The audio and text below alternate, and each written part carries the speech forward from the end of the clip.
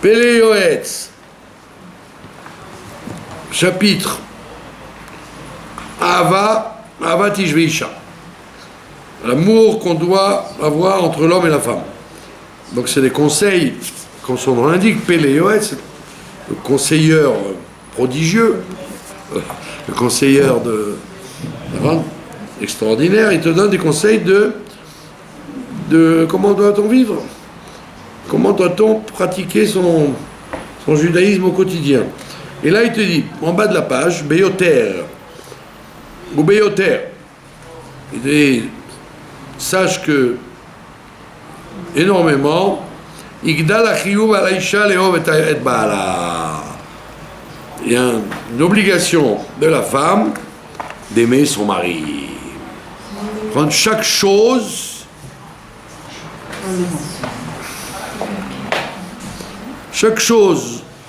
dans la Avodat Hashem, c'est un travail. N'attendez pas que dans la Avodat Hashem, il y ait quelque chose de facile et naturel. C'est toujours un travail. Et donc la femme, elle doit s'efforcer, quand on dit elle a le chiyuv, elle doit s'efforcer au maximum d'aimer son mari, ou le chabdo est de l'honorer. Comment ça? Kemeler, comme un roi. Donc c'est clair dans le Rambam. Le Rambam il passe pas par 4 chemins. Il te dit, première halakha, le mari doit honorer sa femme comme une reine. Deuxième halakha, la femme doit honorer son mari comme un roi. Donc, toutes les balivernes qu'on raconte sur les sites et sur les... Comme quoi c'est toujours le mari qui a tort, c'est toujours le mari qui doit honorer. Hein? Faux et archi-faux, c'est identique, 50-50. Pas de différence. Tu veux qu'on te considère comme une reine, toi considère-le comme un roi. D'accord? Kemeler bigdoud, comme un roi, pas un roi à la retraite, un roi bigdoud, dans l'actif. Veliro mimenu, elle doit le craindre. Elle ne doit pas dire que c'est un pauvre type, je ne sais pas pourquoi je l'ai épousé, vraiment. Elle doit le craindre, elle doit avoir un respect, comment on dit, un respect comme on a un respect pour son père, etc. Ou les malotes, Refso, elle doit lui faire plaisir. Ou Retsono, et lui faire comme il veut. Par contre, c'est-à-dire, s'il n'aime pas que tu lui fasses des carottes au truc, ne lui fais pas. Fais-lui plaisir. Ne dis pas, ah, non, tu manges ce qu'il y a, je veux rien savoir. Et tu dis en plus, Bechol Kocha, la femme doit faire ça de toutes ses forces. C'est-à-dire, si tu veux, dans la vie, tu ne dois rien attendre de l'autre. D'accord? Mais si tu attends quelque chose, il faut au moins t'investir toi aussi. N'attends pas que ton mari t'honore et te respecte et te fasse plaisir si toi tu ne fais aucun effort dans ce sens. Vechol megamata, donc tout ça, son projet, vedata et son attention, tzricha liot, doit être l'ishtadel, la redet, le sofdat bala, de s'efforcer de descendre à ce que son mari veut. Et je dis tiens, je vais acheter je vais faire des pâtes au fromage parce qu'il aime ça. Donc elle doit être comme les gens qui s'aiment. Les gens ils s'aiment, ils pensent à l'un à l'autre. C'est comme ça la vie, non? Il y a des gens qui aiment leur chat, toute la journée, ils vont tricoter un petit bonnet pour le chat, ils vont lui acheter la viande qu'il aime, donc c'est tout. Comme tu fais avec tes enfants, comme tu ferais avec tes petits-enfants, comme tu fais avec les gens que tu aimes, fais-le avec ton mari, c'est la lève-bête. Les gens ils vont chercher midi à 14 heures, du coaching, et des psychologues, et des psychiatres, et des rabbinim. Fais déjà la base de fonctionnement. Tu verras que ça marche très bien et que tu n'as pas besoin de plus. D'accord? Si ton mari sait que tu fais exprès de lui faire une salade de carottes parce que toi tu aimes ça mais lui il n'aime pas ça, ça abîme la relation. C'est pas... il ne faut pas sortir de Saint-Cyr pour comprendre ça. D'accord? Où il t'a dit 50 fois, pas méchamment, je voudrais tellement avoir une chemise propre pour Shabbat. Alors, s'il n'a rien à faire et que toi tu fais tout, alors je comprends, c'est agaçant. Mais s'il fait tout ce qu'il a à faire lui, et que toi ça te prend 5 minutes et ça lui fait plaisir, raval à la semaine. C'est dommage de pas consacrer son temps à ça. D'accord?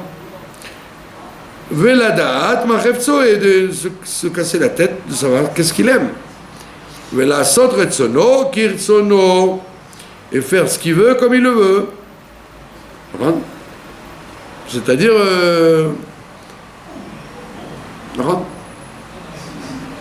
jouer sur la maniaquerie des gens. Les gens sont maniaques des fois. Ils veulent comme ça et pas autrement. Fais-lui plaisir. S'il aime comme ça, fais-lui comme il veut. Commence pas à dire, moi je vais t'éduquer. Le man, timsa, chen, benav, et tout ça, elle fait ça pour lui plaire. Donc il y a un travail permanent de vouloir plaire à l'autre. Puisqu'il dit la même chose. Du côté de la femme et du côté de l'homme. Au même titre. Veikar ahava hi ahavat hanefesh. Il dit l'essentiel de l'amour, c'est en vérité l'amour de l'âme. Tu n'as pas épousé un corps seulement, tu as épousé une personne qui a une âme. Et donc tu dois avoir l'amour de l'âme. Et c'est normal parce que le mariage, étant donné que c'est censé être pour la vie, tu ne peux pas espérer que le corps va être le même depuis l'âge de 18 ans ou 20 ans que tu t'es marié, et à 60 ans et 70 ans. Donc si c'est que le corps, tu te dis, oh là là, ça y est, il boite maintenant, ça y est, il a des problèmes de respiration, il voit plus, il a acheté un truc, c'est gouré parce qu'il avait pas, il a pas su lire l'étiquette. Oh là, quelle galère. Et lui il va dire, la même chose. Quand je t'ai épousé, tu avais toutes tes dents, maintenant tu as des prothèses. Il peut aussi lui trouver des... D'accord? Donc il te dit, si tu mets l'accent sur l'amour vis-à-vis du corps, eh ben, ça se passera très mal. Donc tu dois augmenter en disant, j'aime aussi le nefesh de mon mari, son âme. Timsor nafsha, et elle sera capable de donner sa vie, le saïo, pour l'aider. Bavodat Hashem. Évidemment, comme dit le Midrash, les deux chérubins du Mishkan, ils ont un strabisme tous les deux. Parce que en même temps, ils se regardent l'un et l'autre, en même temps, ils regardent devant eux. Alors on dit pourquoi? On dit parce que pour qu'il y ait de l'amour entre un homme et une femme, c'est vrai qu'il faut se regarder l'un et l'autre. Il ne faut pas faire semblant de ne pas se voir. Mais il faut aussi regarder dans la même direction. Tu vois, chez les goïms, tu vois ça. Ils sont crémiers ou charcutiers ou ils ont un pressing à deux. La relation qu'ils ont entre eux, pourquoi c'est un couple qui tient? Parce qu'ils sont ensemble en regardant la même direction. Ce qui fait beaucoup de problèmes dans les couples, c'est souvent que il y a quelqu'un qui travaille dans une direction et l'autre dans une autre direction, et donc ça fait une femme qui travaille dans un bureau avec des tas de gens, des ingénieurs, et puis son mari, lui, il est à Yeshiva, ou il travaille au supermarché. Ça risque de faire des problèmes parce qu'ils n'ont pas la même chevra, la même compagnie qu'ils fréquentent. Donc l'une, elle a par exemple un environnement enrichissant, et l'autre, il a un environnement appétissant. On peut se compléter. Pardon? On peut se compléter aussi. Oui, on n'a pas le choix, mais il vaut mieux avoir la même direction. Alors, on ne parle pas là de travail, on parle d'Avodat Hashem. Si les deux ont le même regard dans l'Avodat Hashem, eh bien, il n'y a aucune raison que ça ne marche pas. Alors, ce que je dis aux gens, là, ils ont toujours les mêmes histoires. Il a rencontré une fille, mais il se tâte parce qu'elle veut mettre la perruque, lui veut le foulard. Mais regarde d'abord à qui tu as affaire, quel est son caractère, quelle est sa famille, quelle est son ambition dans la Torah.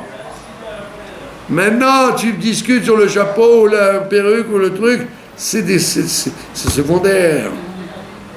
Quel est votre mégama, comme il a dit? Vers quel objectif vous tendez? D'avancer dans la Torah, de grandir, d'acquérir des bonnes midotes, d'éduquer les enfants comme il faut? Ou alors se disputer sur moi je mange Hercher, tu manges Hercher, moi je suis séfarade, moi je suis ashkénaze, moi je suis... On s'en fiche des détails de l'Avodat Hashem. Ce qui est important, c'est qu'il y ait une Avodat Hashem. Et donc c'est ce qu'il te dit, la femme doit s'efforcer de l'aider dans sa Avodat Hashem. S'il a du mal à se lever le matin, ben elle le secoue. S'il a du mal à ouvrir un livre et à fermer le smartphone, eh ben d'abord je ferme le mien, avant de faire de la remarque aux autres, et après je lui dis, tu sais quoi, c'est beaucoup plus intéressant d'ouvrir un livre que de regarder les dernières les dernières nouvelles du smartphone. Surtout que le docteur X, le matin, il a dit il n'y aura pas de deuxième vague de Corona. Et à 3h de l'après-midi, il y en a un deuxième, il dit oh non, il y a une deuxième vague. Oui, ils ont bien fait. Non, ils n'ont pas bien fait. Et combien je vais devenir un spécialiste du Corona, quoi. Alors on te dit ferme tes oreilles aux nouvelles et étudie la Torah, tu verras que tu vas beaucoup plus t'enrichir et encore beaucoup plus avoir une idée juste des choses. D'accord ? Vous connaissez cette histoire que j'ai racontée 300 fois. Le rabbi précédent, quand il est arrivé en Amérique, alors il y avait plein de gens qui venaient le voir pour des conseils. Alors un jour, il y a un monsieur, il vient, il lui dit qu'est-ce que je dois faire, investir dans l'or ou dans l'argent? Alors il dit investissez dans l'or, parce que ça et ça et ça. Et qu'est-ce que je dois faire pour j'ai une usine de casseroles, est-ce que ça vaut le coup de la transférer à Philadelphie ou je peux la laisser dans le Connecticut? Non, c'est mieux de la laisser à Philadelphie. Après, le rabbi précédent, il dit je peux vous poser une question?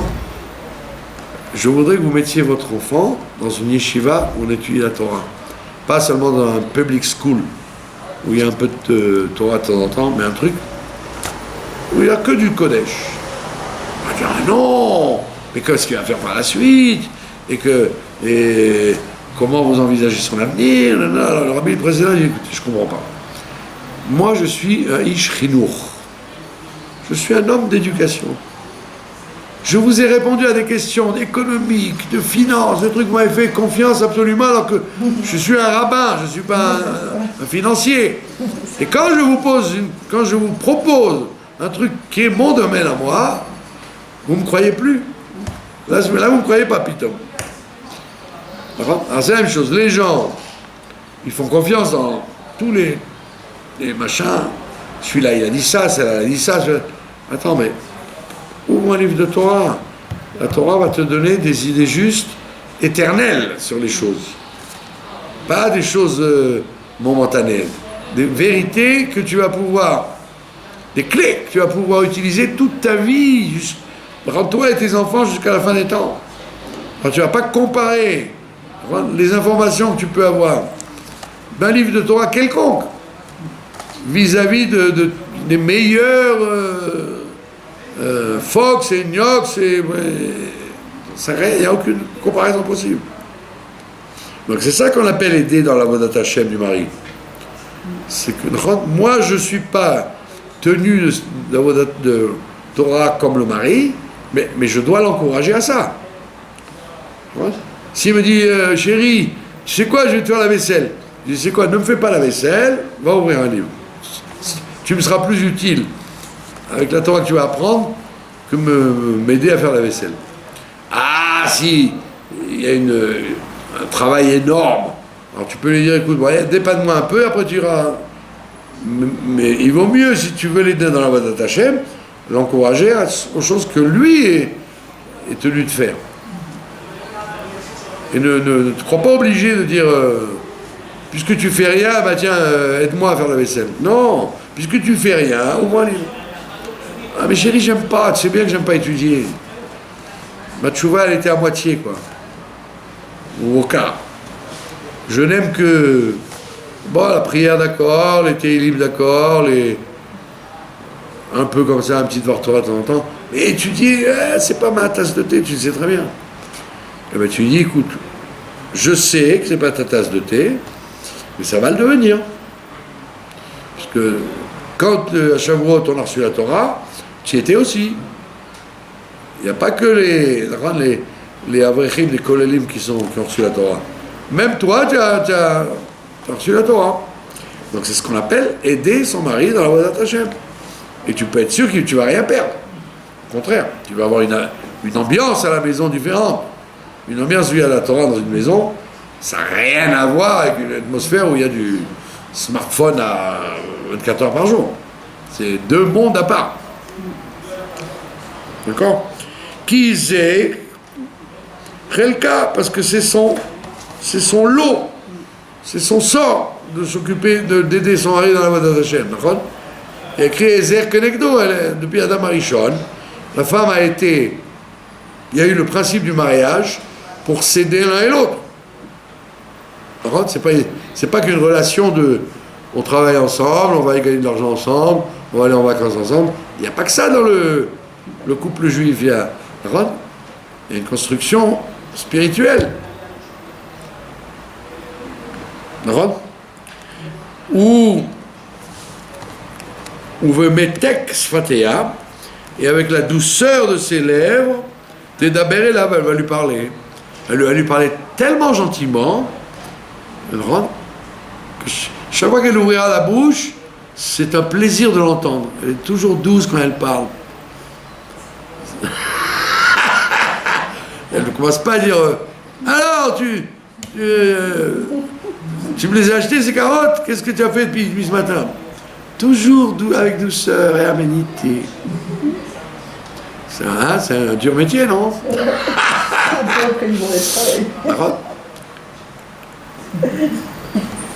C'est-à-dire qu'elle doit parler avec son mari comme elle parle avec ses petits-enfants, avec affection, avec sa mère, avec son père.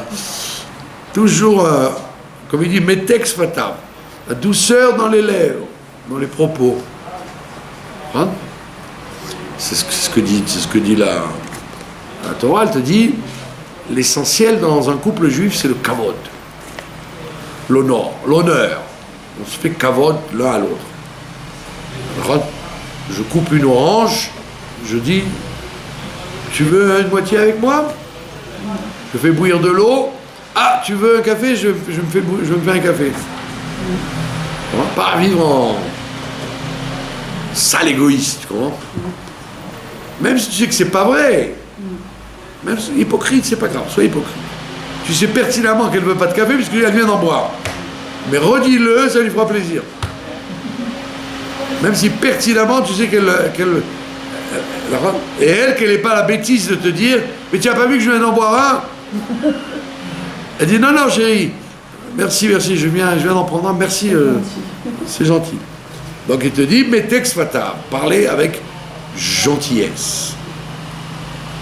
C'est du travail tout ça, hein? Qu'est-ce que vous avez cru que c'était les doigts dans le nez?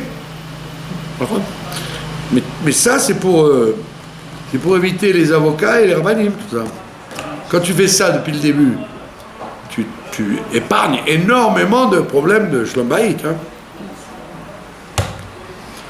Im tzricha leadricho b'derech tova, surtout si elle doit le diriger dans le bon chemin. Ça veut dire quoi? Qu'il n'était pas dans le bon chemin. Il a, au travail, il se lève, 6h30, il est déjà debout. Mais la choule, samedi matin, il a du mal à se lever. Alors elle ne va pas lui dire, regarde, tu vois, quand c'est pour le pognon, c'est debout à l'heure, hein, et pour la synagogue, non, elle doit, la dricha, elle doit, bien qu'elle sache, elle sait pertinemment que c'est comme ça. Pour le travail, il se lève tôt, mais pas pour la choule. Malgré tout, tu ne dois pas lui dire cette réflexion comme ça. C'est dommage. Donc tu dois lui parler gentiment pour le rectifier. Donc on voit bien que le travail du mariage, c'est de réparer l'autre, d'arranger l'autre. C'est une tâche fondamentale. Et c'est jamais naturel, hein. Attention. Celui qui va dire, oh moi, naturellement, j'ai toujours eu Shlom Bayit avec ma femme, c'est un menteur. C'est un menteur. Il y a un monsieur, il écrit au rabbi, il dit, je voudrais une femme comme ça, comme ça, comme ça, comme ça. Et le rabbi lui répond une phrase, lo kayam. Ça n'existe pas. Tu veux qu'elle ait ses qualités, c'est ta femme, cette femme-là, ben, aide-la à révéler ça. Mais si tu crois qu'une femme qui a tout ça, elle va se marier avec toi, si elle avait toutes ces qualités-là, elle t'aurait pas choisi à toi. Elle n'est pas folle. Donc ça veut dire, regarde-toi dans une glace d'abord avant d'exiger de ta femme qu'elle soit comme ça et comme ça et comme ça. Regarde-toi dans une glace, toi, qu'est-ce que tu lui as apporté? D'accord? Voilà, donc elle doit, on est dans le chapitre de la femme, le diriger vers le bon chemin. Ou le nachamo, be'etzarato, et le consoler quand il est triste. Il a une Sarah, même si elle est idiote. Il s'est disputé avec son patron, avec son frère, ou avec son... Il est Betsara, il se sent mal. Ben, il se sent mal, alors console-le, même si c'est pas vrai. La plupart des gens se prennent la tête, comme on dit, pour des trucs complètement farfelus. Tu te rends compte ce qu'il m'a dit, il ferme là, ou j'ai pas envie de te parler aujourd'hui. Tu te rends compte avec ce que j'ai fait pour lui au travail, la femme, elle ne doit pas lui dire, oh, mais j'ai épousé un bébé. Elle ne doit pas lui dire ça. Elle doit dire, bon, écoute, on va s'asseoir, on va essayer d'arranger ça.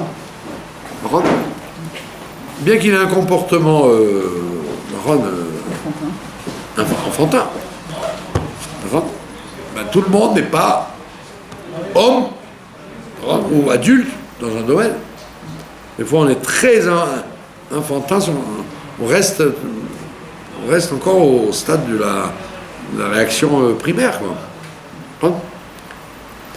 Vetakum beol laila, et il dit, elle va se lever en pleine nuit, le orero, pour le réveiller à lui, le ovdo, shrem echad, elle va le réveiller à lui, par exemple pour les slichot, ou pour un truc d'avodat Hashem, l'avodat Hashem, il barre shmo. Mais ein sarir lomar, c'est même pas la peine de dire, chez Tizaher bechol oz, chez l'oliot grama binezikin. Et il dit, et surtout, c'est même pas la peine de le dire, qu'elle ne doit pas provoquer des dommages financiers chez lui. Dommages financiers. Elle a répondu à la banque, oui, on veut un prêt. Attends, demande-lui à ton mari si vous acceptez un prêt. Peut-être qu'il ne veut pas. Voilà, elle a décidé de changer la baignoire. Attends, demande conseil, ça coûte cher de changer de baignoire. Donc il dit surtout pas provoquer des dommages financiers sans lui demander son avis. Madame Caspomat, Madame Caspomat, c'est le repassage sur les chemises qu'on les fait, c'est pas avec le... D'accord, c'est des évidences, d'accord.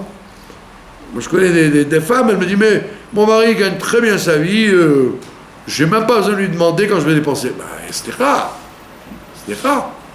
Donc tu dois lui demander, même si ça lui fait pas un trou dans son budget, ça a l'air de dire je suis là pour ça, quoi. D'accord. Donc il dit qu'elle ne soit pas l'occasion de gaspillage financier. Chez Batel, Bavodat Hashem, surtout, et qu'elle risquerait en plus de l'annuler dans la Vodat Hashem. Idbarech Shmo Bavoura, à cause d'elle. Par exemple, elle n'a pas le droit de lui dire tu sais quoi, je veux pas que tu ailles au cours ce soir, je veux que tu m'aides je dois aller acheter une robe pour le mariage de Tsipi, je veux que tu m'accompagnes au magasin parce que je sais pas du tout quoi mettre. Mais j'ai un chiour, chérie, j'ai un truc de maras ce soir. Ah non, je veux pas le savoir, il faut que tu m'accompagnes. On fait pas des choses comme ça. D'accord? Quelqu'un m'a raconté, ma femme, elle devait aller faire une visite médicale, nanana. J'ai dit quoi, c'était tellement effrayant qu'il fallait que son mari l'accompagne. Ça va, elle n'a pas été à l'hôpital Saint-Vincent-de-Paul autant de... avec des estropiés et des trucs. Elle a fait la queue à la copatroline, ça va. Ah, s'il faisait rien toute la journée, ouais, au moins qu'il fasse ça, qu'il accompagne sa femme. Mais lui dire de ne pas aller à la yeshiva parce que je voudrais que tu m'accompagnes à une visite médicale, je lui dis au monsieur, je lui dis, ce n'est rare, passe-moi le téléphone, je parle à ta femme. On va dire, non, c'est pas la peine, je vais lui expliquer moi. Je dis, ben oui, tu vas l'expliquer toi. Pas prendre les gens pour des gnagnans. Il ne faut pas être trop gnangnan. À moins que ce soit une visite, Chas v'Shalom, pour avoir des enfants, ou pour un truc qui nécessite que les deux soient là. Mais sinon. Et la femme, elle doit dire, non, je ne veux pas que tu t'annules ta Vodat Hashem pour un truc que je peux faire tout seul. Chas v'Shalom. Qui aïcha aï, parce que cette femme-là, Tissa et Avona, elle supportera sa faute. Ça veut dire que elle va payer ça de l'autre côté. Parce que le fils va lui dire, j'ai pas envie d'aller à l'école aujourd'hui, pas envie d'aller à Shiva. Tu vas aller à l'école, je te dis.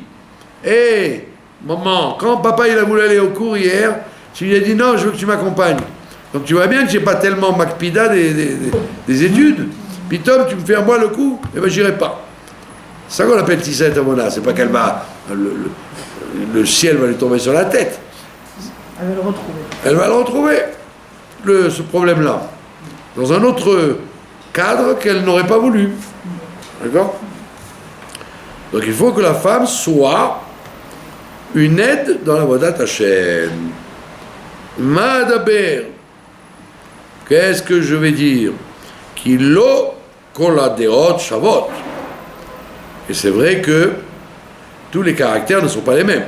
Rakakol, fi ma sheu adam, tzricha leitnaeg imo, elle doit se comporter comme le mari il est. S'adapter au caractère de son mari. Le fi midotav, comme c'est son caractère, bechen vesechel tov, avec grâce et intelligence, que des chiés zivugan olé yafé, pour que leur couple se passe bien, que leur mariage se passe bien. Be'ava, be'arva, avec amour et fraternité. C'est un degré plus haut, la fraternité, que l'amour. Parce que l'amour, comme il dit Pirkei Avot, un amour dépendant d'une chose, quand la chose s'en va, l'amour s'en va. Alors que la arva, la fraternité, un frère et une sœur, ils seront toujours, voilà, ils sont complices et ils seront toujours frères et sœurs. C'est un truc que tu ne peux jamais enlever. D'ailleurs, arva, si vous ne le savez pas, ça vient du mot ichouï, qui veut dire rapiécer deux morceaux. Coudre deux morceaux de tissu, ça s'appelle ichoui. Quand je couds comme il faut, les deux morceaux ne peuvent plus se décoller. Donc ça veut dire, quand je dis arva, un homme et une femme, ils sont en fraternité, ça veut dire qu'ils sont inséparables. Et pour être inséparable, il faut être convaincu que c'est comme ça que ça doit être. Si au départ du mariage, dans notre siècle, c'est le drame de notre siècle, au départ du mariage, les gens disent ouais, au pire des cas, le divorce existe. Hein. Si tu commences comme ça ta base de mariage, tu es perdu. Comme il dit le Baal Shem Tov, là où l'homme veut aller, on l'amène. Donc si déjà tu n'as pas mis tous tes œufs dans le même panier, en disant bon, au pire des cas, je divorce, et au mieux des cas, je refais ma vie. Si tu commences comme ça, tu es déjà sur la route de la défaite. C'est pour ça qu'il te dit il faut aller vers la Hava et la Achva. Ça doit être obligé, quoi. C'est effrayant le nombre de... Enfin, la psychologie des Juifs d'aujourd'hui, ne parlons pas des Occidentaux, ils sont là. Les Juifs d'aujourd'hui, même dans les milieux soi-disant Torah, ils considèrent le divorce comme une des options de la vie juive, quoi. Alors que ça devrait être une idée mouxée. On devrait même pas envisager une chose pareille. Sur quelle base tu as construit ton couple si tu arrives au divorce? Sur la base que le divorce était une option aussi. Pourquoi les gens d'avant ne divorçaient pas? Ah, parce qu'il n'y avait pas comme aujourd'hui, des maisonnotes et des lois sociales pour aider au divorce. Pas seulement ça. C'est parce que c'était inconcevable dans l'esprit des familles. Moi, ma grand-mère me racontait, ma grand-mère c'est pas si longtemps puisque je l'ai connue, hein, elle m'a raconté que quand Paulette se disputait avec Joseph, hein, alors Paulette en larmes elle allait voir son père et sa mère et après papa et maman ils disaient bon maintenant tu rentres à la maison, allez tu rentres chez toi. C'était évident que tu rentres chez toi. Oui, mais il va me faire la tête, j'ai peur. Non, n'aie pas peur, t'inquiète pas, il va être gentil. Mais rentre chez toi. Mais après, comment c'était? Quoi? Il t'a parlé comme ça? On va prendre un avocat. Tu vas voir. Ça y est. Tu as ouvert la brèche pour détruire le Beth Amikdash. D'accord? La preuve, c'est que dans le monde religieux, il y a un métier qui s'appelle Tohen Rabani. Tohen Rabani. Ça s'appelle, c'est tous les mecs qui sont pas assez forts, qui n'ont pas eu les notes suffisantes pour être avocat, dans les psychométriques. Alors ils ont un autre billet, Toranique en plus, qui s'appelle Tohen Rabani, ça veut dire aider les gens à divorcer, quoi. Moi, j'ai dit à quelqu'un qui fait ça, je lui dis, tu n'auras pas de bracha, c'est très mauvais. Il est payé pour aider un des deux parties à divorcer le mieux possible. Mais ça ne va pas la tête, non? Tu fais un travail de halachique pour arriver à ça. Apprends à être yoetz, nisouim, ça c'est bon. Conseiller matrimonial, ça c'est une misma. Mais apprendre à comment divorcer de la meilleure façon possible. Donc ça doit être mouktsé, ça ne doit pas rentrer dans notre cerveau. Chachmot nashim, banta beta, comme il y a écrit dans Michelet, l'intelligence des femmes, c'est ça qui construit la maison. Sur qui apprend-on ça? Répondez pas tout à la fois. Sur qui apprend-on ça? Que la sagesse des femmes construit la maison? Les images. Toutes les images. Hein? C'est qu'il a dit ça, mais sur qui on a dit ça? Et Chatraïl, il n'a pas écrit ça. Non! Sur qui on a dit ça? Chachmot Nashim Bantabeta. Eh bien, vous n'avez pas suivi la paracha de la semaine dernière. Ouais, et la paracha de cette semaine pour les Français. Voilà. Sur la femme de On Ben Pelet. On a dit elle a baratiné toute la nuit en lui disant tu n'as rien à gagner de te coller avec Korah. Et pour être sûr, parce que les autres venaient le chercher, ils venaient le chercher pour l'embarquer. Elle a enlevé son kissouille roche et elle s'est mise devant la tente. Donc, comme ils étaient religieux, ils étaient prêts à tout foutre en l'air, le judaïsme et le bon Dieu et Moshe. Mais le Shulchan Aruch, non, on ne regarde pas une femme qui a les cheveux découverts, donc ils n'ont pas osé rentrer. Et non, sur elle on dit Chachmot Nashim Banta Beta. L'intelligence des femmes, c'est ça qui construit la maison. Ça veut dire que chaque femme doit être la femme de On Ben Pelet. Elle doit se dire je veux construire mon couple. Je ne veux pas le détruire. Et la preuve, c'est que Madame Korach, elle a tout perdu. Lui, il n'a pas eu ce qu'il voulait, en plus, il a perdu sa femme, ses enfants, sa richesse. Ils ont été engloutis. La femme aussi, elle est donc sur elle, tout le monde. Les enfants, tout, c'était catastrophique. Donc, quand on dit une femme intelligente, c'est pas une femme qui pousse au divorce et qui pousse à la réussite et qui pousse à la... C'est une femme qui construit et qui dit si j'ouvre ma bouche, il va mal le prendre, donc je me la ferme. Même si sa mère, elle lui dit tu es un pigeon, ma fille, elle ne te laisse pas faire. Et sa sœur, et sa cousine, et sa voisine, elle doit écouter personne. Elle doit dire non, je suis intelligente, je me la ferme. Le silence vaut des fois des millions. Mais Isha Irat Hashem, Ititalal, c'est comme vous avez dit, là cette fois-ci, c'est dans Eshet Chaim. Et une femme qui craint Dieu, elle est louable. Et là, donc on voit bien qu'est-ce qu'il appelle une femme qui craint Dieu? C'est une femme qui fait tout pour que son couple tienne. C'est ça une femme qui craint Dieu. C'est pas une femme qui regarde les mayonnaises pour savoir si c'est Badatz ou Ron ou Oyou. Ça c'est du bidon.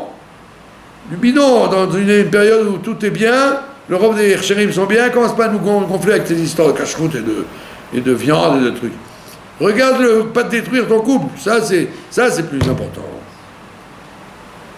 C'est pas de la Hirat Shamaïm à 2 shekels, là, du Max Stock. À l'époque, il y avait Hirat Shamaïm, si jamais le shochet s'était trompé et qu'il avait rendu le poulet taref, je comprends, à cette époque, tant pis, on ne mangera pas de viande Shabbat, il n'y a pas de viande, le poulet, on l'a donné au chat, il n'y a pas le choix. Mais aujourd'hui, c'est pas là, la question n'est pas là, elle n'est pas dans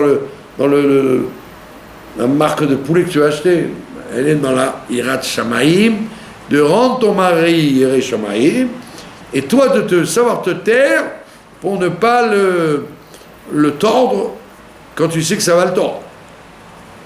Par contre, des fois les gens adorent se faire plaisir. Il faut qu'ils sortent la phrase. Quand même. Il faut le dire. Tu avais envie de le dire.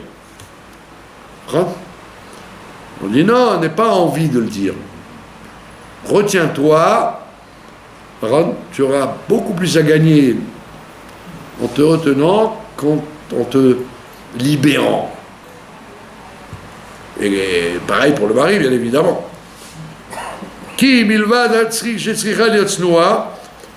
Parce qu'il y a en plus du principe qu'on connaît chez la femme, qu'elle doit être pudique, on le sait, d'accord. Kol kevuda bat meler penima. L'honneur d'une femme, c'est d'être à la maison, c'est-à-dire le ma'an, l'otarti est anashim be'ena veniba. D'ailleurs, il passe un autre truc. La tsniou, c'est-à-dire pas trop se promener dehors. Malheureusement, il y a eu beaucoup de cas comme ça, de femmes qui ont mal tourné parce qu'elles étaient toujours fourrées dehors. Il dit, évitons l'œil des hommes dehors. Il y a des hommes qui ne sont pas même religieux, hein, que Dieu me pardonne, qui n'ont aucune pitié. Hein. D'accord ? Moi, je disputais avec des gens en disant, mais vous êtes malade ou quoi ? Ah non, mais de toute façon, ils ne s'entendent pas. Elle va avoir son guette bientôt, ils ne s'entendent pas. Mais dis-moi, c'est de l'adultère, même s'il n'y a rien nu. C'est de l'adultère de penser à vouloir une femme qui n'a pas de guette. Parce qu'en fait, si tu t'es pas introduit dans cette histoire-là, il y a de fortes chances qu'elle serait revenue avec son mari. Donc tu es un assassin. Et elle, c'est une assassine. Et ce que je vous dis, malheureusement, ce n'est pas des histoires isolées. C'est des fois des... Donc il te dit, la tsniout, si une femme, elle est tsniout dans son habit et sa tenue et son couvre-chef, ok, elle doit aussi avoir une tsniout, ne pas trop être fourrée dehors. Tu as fini ton travail, tu rentres à la maison. Tu as fini les courses, tu rentres à la maison. Tu ne commences pas à parler avec tout le monde. Et si elle devait se faire belle, qu'elle se fasse belle pour son mari. Ou zeira benikiyut ta'ara ou seder ha'otzara leman lo yerta ba'ala. Et il dit au contraire, pour que son mari ne faute pas en allant zioter les femmes des autres, tu dois toi-même faire attention à ça. Si tu es négligé, tu es négligé, en disant, oh maintenant que je suis marié, je m'en fiche, je me promène en peignoir toute la journée, avec des savates et les bas qui descendent, qui tombent par terre, et des cheveux en pagaille. Ah, maintenant qu'on est marié, j'ai plus à lui plaire. Ouh, grave erreur, madame. Grave erreur, tu dois lui plaire même quand il aura 80 ans.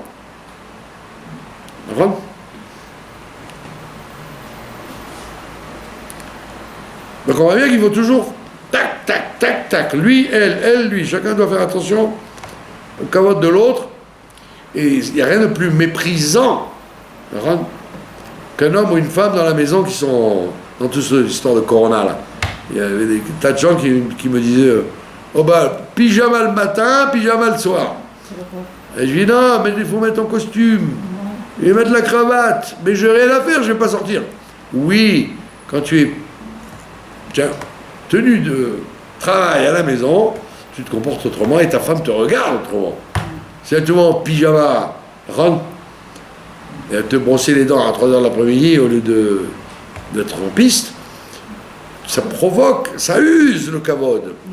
Ça provoque un mépris. C'est pas bon.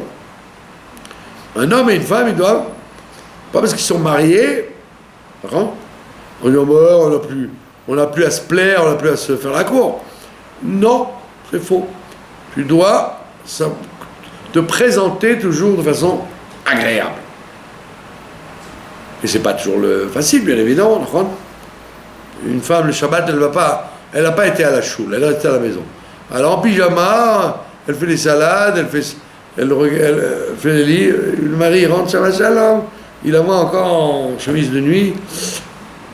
Alors les petites choses brisent le couple. L'usure d'un couple ne vient pas d'une grande crise dramatique. Non, ça vient une déception, un dégoût, quelque chose qui t'a dérangé.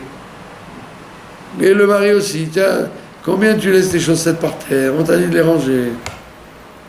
Arrête de dire, ma femme de toute façon elle les lave les chaussettes, alors qu'elle peut les ramasser par terre. Non, ça énerve. Et quand tu énerves doucement, tu finis par instaurer dans la maison une atmosphère de ras-le-bol. Alors, j'ai dit, mais qu'est-ce que j'ai fait? J'ai rien fait, justement. Mais c'est des petites choses qui se sont accumulées pour énerver l'autre. D'accord? Alors là, il dit ça. Quand vous lisez ce livre, vous dites, oh, c'est pas shoot, c'est évident. Ouais, c'est pas évident parce que la plupart des choses s'écroulent parce qu'on ne fait pas attention aux petites choses. Petite chose. D'accord? Et il te dit, voilà. Et il dit donc à chaque instant, Avgamzot, Masea Ikavua, il te dit les actions, c'est une formule du Talmud ça, les actions d'une personne la rapprochent ou l'éloignent. Les petites actions rapprochent ou éloignent. Si tu me donnes un bonbon, ça coûte pas cher un bonbon. Le fait que tu me donnes un bonbon, tu as provoqué une proximité. Tu aurais dit, mais c'est rien un bonbon, offre-lui un diamant, offre-lui un voyage au Baléares. Il dit non, même un bonbon, ça rapproche. Et un deuxième bonbon aussi. Donc il dit, les actions rapprochent. Donc si tu peux, tant que tu peux faire des actions pour rapprocher ton mari de toi, fais-le. Et donc elle va trouver grâce aux yeux de son mari. J'irai même plus loin. J'ai vu ça. Quelqu'un m'a raconté sa vie privée, quoi. Il m'a dit qu'il voulait tromper sa femme, le mec, le monsieur. Pourquoi? T'étais trop dur. C'était travailler avec lui. Il était plus avec la femme en question qu'avec sa femme. Il rentrait que le soir. Donc il s'est passé une espèce de proximité dans le travail, très dangereuse. Surtout que très souvent il y avait des moments d'isolement, etc. Bon, il m'a dit j'étais à deux doigts de craquer. Alors je lui ai dit alors comment tu as sauvé la mise? Il m'a dit je me suis rappelé de toutes les petites choses qu'elle fait ma femme pour moi. Je lui ai dit je peux pas lui faire ça. Donc c'est pas qu'il s'est souvenu qu'elle a sauté par la fenêtre pour lui. Des petites choses.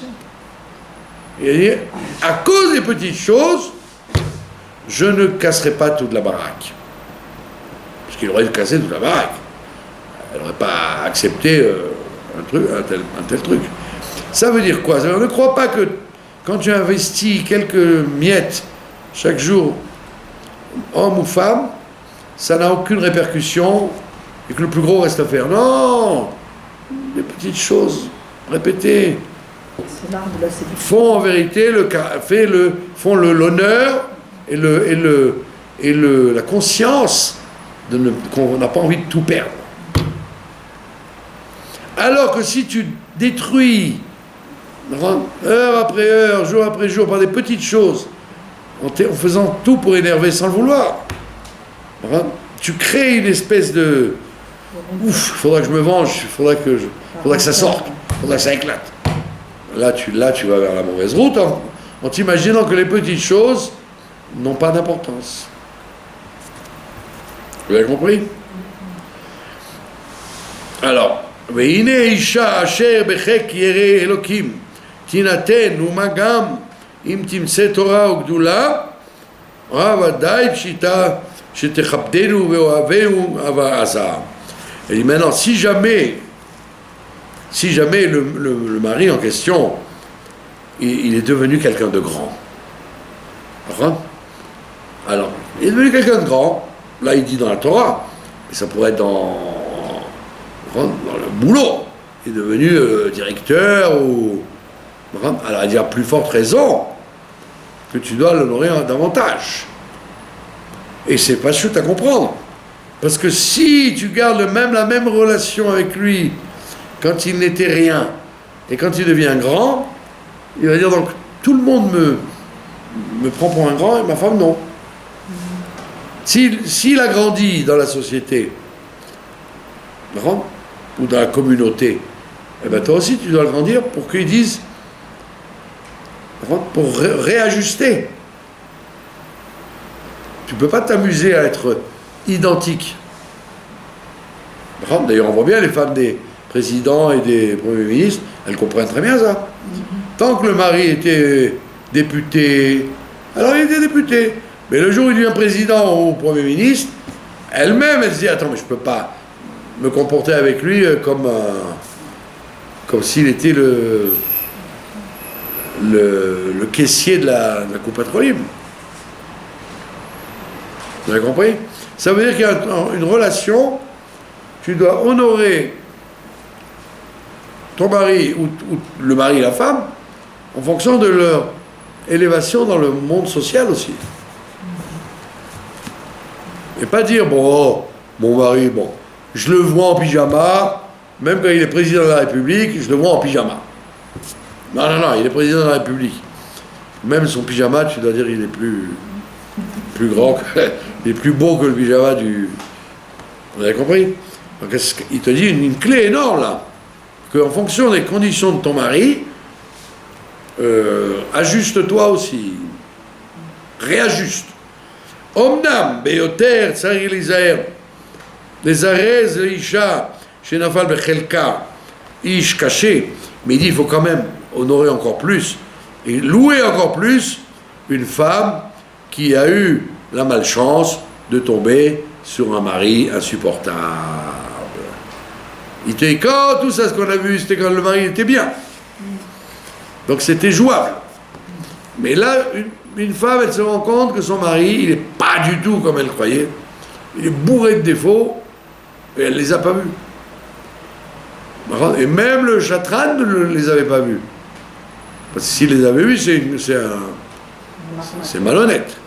Mais personne ne le savait, et avec le mariage, il devient insupportable. Ça peut arriver. Il s'est dévoilé comme étant un type dur. Bemidotav ou Bedeotav. Aussi bien dans son caractère que dans ses opinions. D'accord? Il dit non, c'est comme ça, c'est pas autrement. Non, il est imbuvable. Il est nivzé, il est minable. Chadal Ishi, mais il manque d'humanité. Il est très dur, méchant. Chassar Kol Tov, il n'a pas un caractère positif du tout. Là, il vous dresse un tableau catastrophique. Mais c'est arrivé. Malheureusement, j'ose le dire, c'est très rare qu'il y ait une surprise. C'est rare. En général, il y avait déjà des signes avant. Mais on parle de la personne qui n'a pas écouté. Allez, voilà. Elle n'a pas écouté les signes. Elle a dit, moi je prends mon risque. Laissez-moi tranquille, ne vous mêlez pas de mon choix. Il y a des gens comme ça, d'accord, qui disent, non, vous ne voyez pas clair, moi je vois clair, mais après la personne se mord les doigts. Alors qu'est-ce que tu fais dans ce cas-là? Tu vas dire divorce? Il ne dit pas du tout. L'omishumze, il y a quelques vodo b'enea, il te dit un truc terrible. Tu ne dois pas pour autant descendre l'honneur que tu lui dois. Bien que tu aies dévoilé qu'il a un caractère épouvantable, et tu as dévoilé que tu t'es trompé, et bien malgré tout, tu dois garder le niveau d'honneur qu'il faut garder. Il va très loin, vous voyez. Vous auriez dit, c'est pas de bonne guerre, puisqu'il est crapuleux, aussi elle a le droit. Elle a le droit de se venger, elle a le droit d'être... il ne dit pas du tout. Ça veut dire que dans la vie de la Torah, on ne fait pas ce qu'on veut. C'est un très grand problème. Tu ne fais pas ce que tu veux. Tu fais ce que tu dois. Et très souvent, dans la Vodat Hashem, les conseils que donne la Torah, ça te donne toujours le sentiment d'être un pigeon. Pas répondre, rester pareil. Là, et tu vois, lui et tous les autres livres, personne ne conteste ce qu'il dit là. Jamais on va te dire, il est dégoûtant comme caractère, toi aussi dégoûtant comme lui. Il dit pas du tout. Il te dit, tu dois quand même l'honorer, même s'il n'est pas honorable. Ça rapport à la shrina, en fait. Voilà, tout ça c'est à cause de la shrina, parce que toi et lui, vous êtes la shrina, vous êtes une représentation de la shrina, et donc ça ne se fait pas de décevoir le bon Dieu. C'est dur, non? D'accord?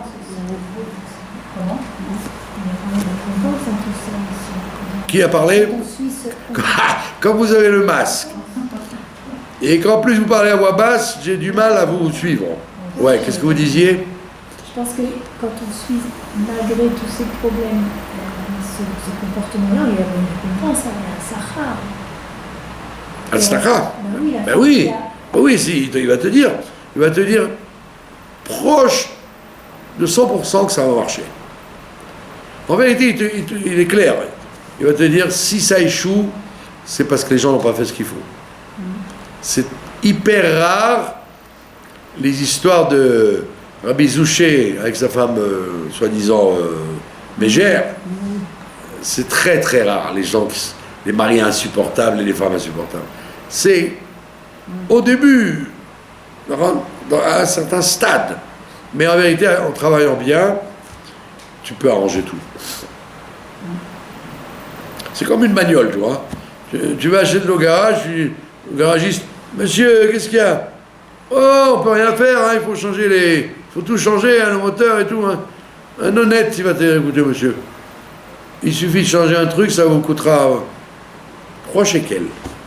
Et l'autre, il va dire, il faut tout changer, oh là là, oh là là. Et bien, dans le mariage, c'est pareil. Tu as des petits réglages à faire. On appelle ça comme ça, des réglages, des petits réglages à faire. Quand tu les fais, eh ben, l'appareil, la voiture marche normalement. Si tu les fais pas, de petits réglages, ça va devenir des grosses réparations. Donc ce qu'il faut surtout, c'est pas traîner, quoi.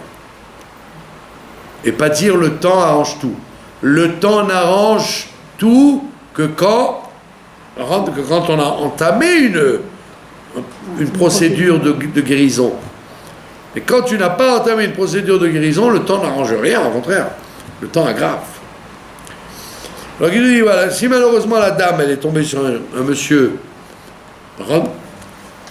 dégoûtant, rak alkol panim tizaher birbodo, elle doit au moins faire attention à son honneur, même si elle n'aime pas. En fait, elle n'aime pas. C'est dur d'aimer quelqu'un qui n'est pas aimable. Mais il dit au moins, fais-lui kavod. Ne fais pas des choses qui vont aggraver la situation. Katov kachote, kanikle, kanirbad. Et tu feras ça aussi bien pour un homme, un mari bon, qu'un mari fauteur, qu'un mari misérable, qu'un mari honorable. Voilà. 4 options qui sont devant toi, ça n'a pas d'importance, tu dois quand même l'honorer. Et l'entourage va dire, écoute, arrange-toi, tu vas pas, elle est gentille avec toi, bien que tu sois, arrange, change, ribon de l'âme. Si, par contre, elle lui répond, tac au tac, hein, les gens vont dire, oh là là, ça chauffe dans le couple, sans le gaz là-bas, hein. Alors que là, non, ils vont dire, mais regarde comment elle réagit, tu lui as parlé mal, t'es pas gentil, et pourtant elle t'a servi, elle était gentille, elle t'a attendu, nanana. Donc ça va déjà augmenter la potentialité que les amis, la famille, tout le monde disent, lui fassent des remarques à lui. En tous les cas, elle aura été impeccable. J'ai connu, j'étais à un enterrement un jour, malheureusement, et le rabbin ne connaissait rien de la famille. On lui a dit de faire un discours. Et moi je savais ce qu'il y avait dans la famille. Le mari était insupportable, et la femme a été d'une honnêteté, d'une classe jusqu'à la mort. Et il est mort. Et le rabbin il commence à dire, oh chère madame, malheureusement, on sait que vous allez pleurer longtemps, votre mari? Et moi, je riais dans mon coin, je dis, elle n'a pas du tout pleuré. Ouf! Elle est toute... mais en tous les cas, personne n'a jamais su, quoi. Il est mort, hein, et elle a toujours honoré son mari alors qu'il était très dur. Bon, vous allez dire, bon, ben, il ne faut pas en arriver là. D'accord? Mais si on en arrive là, au moins la personne, elle peut dire, j'ai été impeccable. Dans la vie, il faut toujours dire, moi j'étais comme il faut avec X, Y, mes parents, mes enfants, mes voisins, mon patron. Pas dire, oh ben c'est bien fait, hein, je lui ai rendu sa monnaie de sa pièce. Non. Et dans le mariage, c'est comme ça. Je dis, même s'il est comme il est comme il est, tu dois l'honorer. Ou mal là, badé qui kafché de Rahmana, et elle aura comment on appelle ça, la pitié de Dieu. Dieu aura pitié d'elle. En fin de compte. Ki Elokim Moshiv Yechidim Veum Mezavek Zivogim. Parce qu'elle doit dire, elle doit bien comprendre ça. En fait, c'est Dieu qui a rassemblé les deux isolés et qui a fait le mariage. C'est lui, c'est Dieu qui a fait le mariage. Comme on l'a dit l'autre fois, si il ne devait pas se faire, eh ben, on aurait eu des signes, on aurait eu des feux rouges qui auraient empêché le mariage. Elle se serait cassée une patte en allant à la choupa. Si Dieu a laissé faire, ça veut dire qu'il est d'accord. Et un des rabbinim modernes, je ne sais pas lequel c'est, d'ailleurs je ne me rappelle plus de son nom, je ne sais pas si c'est le Rav Kanievski ou le Chazonish, un Rav moderne. Il a dit, c'est écrit dans le Midrash, le Rabbi ramène ça, que qu'est-ce que Dieu il fait depuis qu'il a créé le monde? Il n'a plus rien à faire. Et oui, il a écrit Umezavek Zivugim. Il fait des mariages. C'est plus dur que d'ouvrir la mer. Ouais. Alors, on dit attends, mais il fait des mariages. Combien il y a de mariages dans le monde? Dieu, tellement il est occupé, il fait des mariages. Et alors, combien de temps ça lui prend? Toute la journée, toutes les nuits et les jours? Un peu bizarre cette histoire. Il fait des mariages. Dieu, il est full time. Il est occupé 24 heures sur 24. Comment tu me dis, il fait des mariages? On ne fait pas des mariages 24 heures sur 24. Bien. Alors on dit non. Mais avec Zivugim, c'est à chaque instant. Ça veut dire que ça ne suffit pas d'être mais avec Zivug, d'avoir fait un mariage. Il faut que le mariage reste. Et ça veut dire que Dieu, il te donne la force à chaque instant d'être mais avec Zivugim. À chaque instant, Dieu, il te rabiboche avec ta femme. À chaque instant, il renouvelle ce lien. Et voilà pourquoi il est occupé toute la journée, le bon Dieu. Mais avec Zivugim, c'est pas, il t'a marié, et puis ça y est, salut, j'ai fini. Non, je t'ai marié, je continue à te marier. Je reste avec vous. Et c'est ce que tu dois penser. Tu dois dire, c'est vrai qu'il y a une mauvaise passe. Mon mari, je l'ai découvert sur un mauvais regard. Je ne savais pas qu'il était comme ça. Il est d'une avarice époustouflante, où il est méchant, où il est ce que je sais moi, un des défauts que je ne supporte pas. Alors il dit, continue sur ta route, et sache que c'est Dieu qui est mes avec Zivugim. Ça veut dire, espère que ça va s'arranger, parce que Dieu reconstruit le couple à chaque instant. Pas comme tu as cru, j'ai fait un mauvais choix, comme on dit vulgairement, achalti otal. Maintenant je me la mange. Maintenant je déguste. Non, tu as fait un mauvais choix. Un lechatrila a priori. Mais a posteriori, le mauvais choix peut peut se transformer en bonne décision, bah, sauf. Donc ça veut dire que le mariage, mais c'est clair, c'est que de l'espoir. C'est que du positif, que du chiyuvi. C'est en jamais un truc de ouf. Aïe, aïe, aïe, aïe. Qu'est-ce qui m'est arrivé? Pourquoi je ne me suis pas cassé la jambe ce jour-là? Eh bien, si Dieu avait voulu, tu serais cassé la jambe. Dieu n'a pas voulu. Tu n'as pas écouté.